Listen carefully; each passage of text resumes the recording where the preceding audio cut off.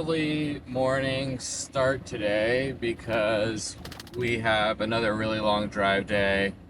It's 3 hours to get to Tapachula, where I need to get Max's health certificate for the border crossing and car insurance for Guatemala. And then after Tapachula to cross the border, get to Adelan, and all that's probably like another 5 hours. So it's going to be a bit of a grind today, but we'll make it there, and that's where we'll be based out of for a bit. So, yeah, plan for the day. Drive. All right. I am in Tapachula, and it's 3 hours down. One of the main cities before you can go to the crossings of Guatemala, so I need to get Guatemala car insurance, and this is where I read on iOverlander I can do it. So, yeah, Qualitas. Okay, turns out they don't sell Guatemala car insurance here. It's just Mexico car insurance. I mean, it makes sense. I'm in Mexico, but it's just kind of what I read online. So now I'm not entirely sure what I'm doing. So legally, you don't need car insurance for a foreign car driving through Guatemala. I'm just trying to get it because the peace of mind of having the car insurance. So next thing, we're gonna go to the local vet here to get a health certificate for Max to cross, and then we're gonna attempt to cross the border of Guatemala, which from everything I've been reading is quite a few steps. Cancel your tip, don't cancel your tip, all these different things. There's gonna be people there. They're gonna be trying to like offer you services of helping you with the process, and it's kind of chaotic from what I understand. So it'll be interesting, a little bit stressful, because I have my temporary residency and my tip is for 4 years, so technically I don't need to cancel the tip because I'll probably end up going back to Mexico. Assuming that I end up shipping my car out of Veracruz, or if I find a way not to and ship out of Puerto Barrios here in Guatemala, then I guess I won't have to cancel my tip until I get back to Mexico, which means probably after I ship it back to the States, and then as long on my drive back to the West Coast, I'll just pop into a border and cancel it real quick. That way I don't cancel it now and then have to somehow get another one if I end up shipping out of Veracruz. So yeah, my situation is very unique because I have Max and I've got to like figure out all these logistics of things. If you're just driving through, then yeah, I guess just cancel like everyone else is doing. All right, we are at the pet center to get his health certificate, and then we'll head towards the border.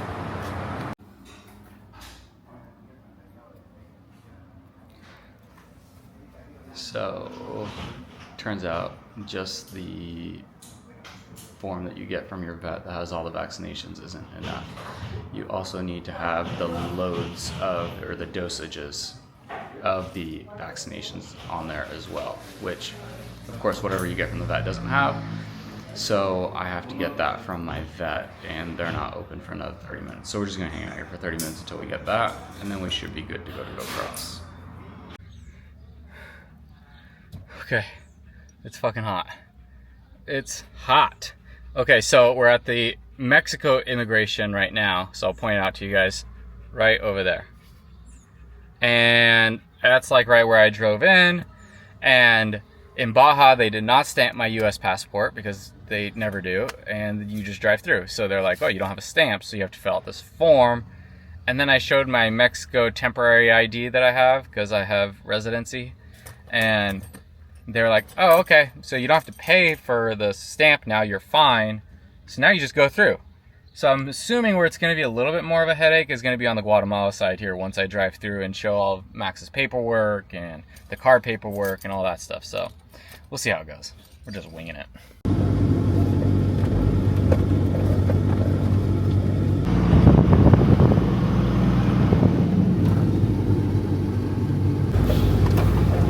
All right, this is the clock.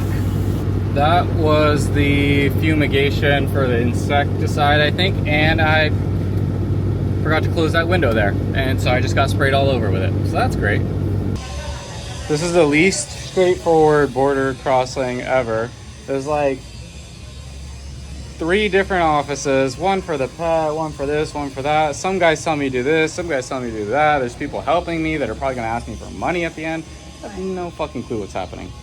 I think we did it. All done. Fuck. All the paperwork's done. Max's paperwork's done. My car's paperwork's done. The fumigation's done. It was like 4 different offices, 6 different people. Like an hour and a half to 2 hours to get everything done. Thank God that's over. Jesus Christ. Just joking. Had to go back in and fill out 6 more forms. Now I've got the sticker that's good for 90 days in Guatemala, and the official man right here is gonna put it on my car.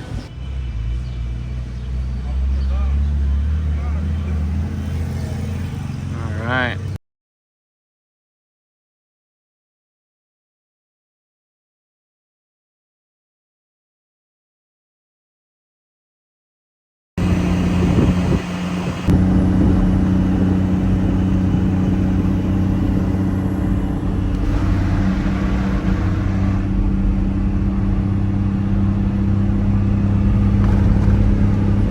Drive once we're up in the elevation here is so amazing. We're at like 3,000 meters.